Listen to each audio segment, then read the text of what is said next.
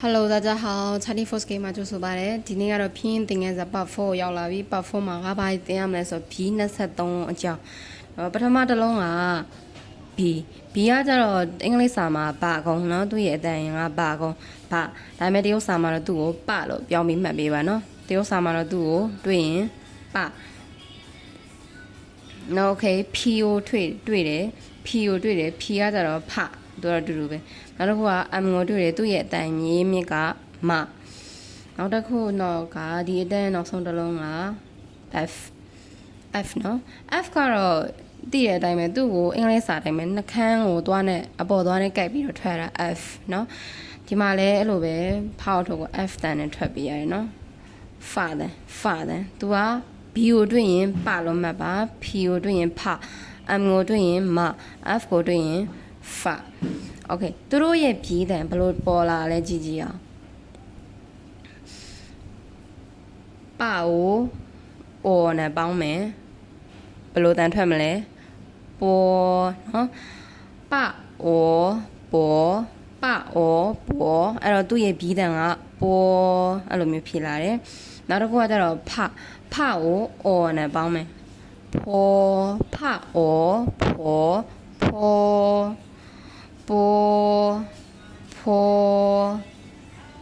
နောက်တစ်ခုမကိုအော်နဲ့ပေါင်းမယ်မအော်မော်မဟုတ်နော် तू ကဒါနာတန်လေးနဲ့ဆိုပေးရတယ်မော်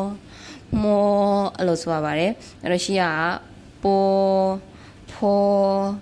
မော်နောက်တစ်ခုက F ဖာတယ်ဖ F ကိုအော်နဲ့ပေါင်းမယ် for နော်ဖအော် for အဲ့လိုမျိုးဆွဲဆိုမှာမြတ်ဆိုကြည့်ရအောင်ပေါ်ဖော်မော် for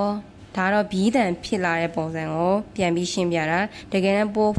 for ဆိုတဲ့အတန်ကတော့ရှေ့ကဘီတစ်လုံးနဲ့တွေ့ရင်ပေါ်ထွက်ရမှာfor ဒါသူတို့တွေ့ရင်တက်ပြီးထွက်မယ်အတန်အဲ့အတန်ဘယ်လိုဖြစ်လာလဲဆိုတော့အတန်ရင်းမြစ်နဲ့တွဲပြီးပြန်ရှင်းပြတာပါတကယ်တမ်းထွက်မှာ B ကိုတွေ့ရင်ပေါ် P ကိုတွေ့ရင်ပေါ် M ကိုတွေ့ရင်မော F ကိုတွေ့ရင် for အဲ့လိုထွက်ရပါတယ်နောက်ထပ်တန်းကပါလဲဆိုတော့ D ကိုတွေ့ရင်အင်္ဂလိပ်စာမှာတော့သူက D ဒါရေးတန်ဒါပေမဲ့တရုတ်စာမှာတော့သူ့ကိုအတန်ရင်းမြစ်ကတာဝမ်းဘူးလို့မှတ်ရပါမယ်တာဝမ်းဘူးတနော်တနောက်တစ်ခုက T ကတော့အတူတူပါပဲ T ကတော့ထဆင်တူထ D ကိုကြတော့တ T ကိုကြတော့ထ N ကလည်းအတူတူပဲနနောက်တစ်ခုက L ကကြတော့လတထနာလတထနာလာဆိုရင်သူတို့ကိုတကယ်တမ်းထွက်တာမြန်မာလိုကြီးတထနာလာဆိုပြီးတော့ရှာကြီးလိပ်ပြီးထွက်တာမဟုတ်ပါဘူးသူအပြားကိုအပေါ်သွားရဲ့အတွင်းပိုင်းသဖုံးကိုတွားထိပြီးတော့နောက်ကိုဆုပ်လိုက်ရင်တဆိုတဲ့အတန်လေးကိုရပါလိမ့်မယ်တဝမ်းမူကိုတအဲ့လိုမျိုးထဆင်တူကိုထ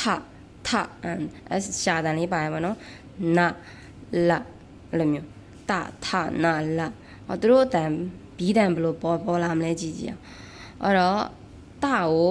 သူတို့ကြတော့အော်ဒရာနဲ့ပေါင်းတယ်အော်ဒရာအပေါ်တုံးကတော့ပေါ်မောဖောကအော်ဒရာနဲ့ပေါင်းရတာတဌာနာလာကြတော့အော်ဒရာနဲ့ပေါင်းမယ်အဲ့တော့တအော်တအော်တ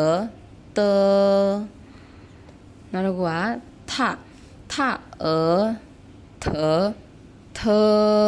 အဲ့လိုဆက်ဆုံးထနောက်တစ်ခုကနသူကလည်းနာတန်လေးနဲ့ဆိုတာဟတ်ထိုးတန်လေးနဲ့ပါရနော်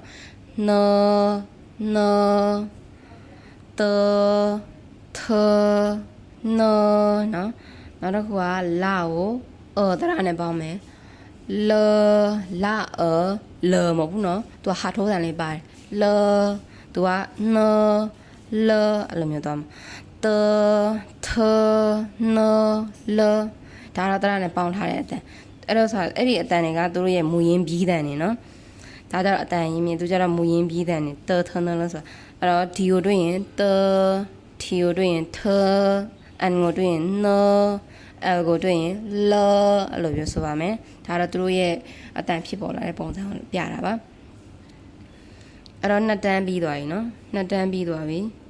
အပေါ်ကဟာကိုပြန်ဆိုကြည့်ရအောင်ပေါ်ဖောမောဖောတထ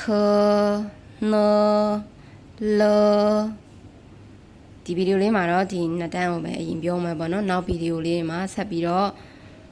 ကြံရှိတဲ့ဘီးလေးတွေကိုဆက်ရှင်းပြပေးပါမယ်အဲ့လိုပညာဒါနဗီဒီယိုသင်ခန်းစာတွေကိုလက်မလွတ်တမ်းစောင့်ကြည့်လေ့လာဖို့ Channel 4K page လေးကို like follow and share လုပ်သွားပေးကြပါ谢谢大家拜拜